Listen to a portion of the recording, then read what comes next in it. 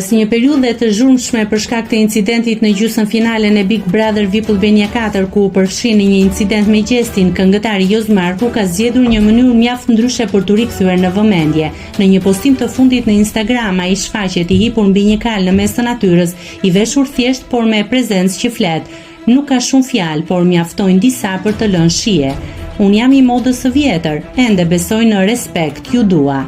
Një foto që ngjan me një sken filmi e ngarkuar me simbolik dhe qetësi, duket si një përpjekje për të vendosur një narrativ të re për veten, pa justifikime, pa rikthime në atë çfarë ndodhi, thjesht një figurë mbi kal dhe një fjalë respekt.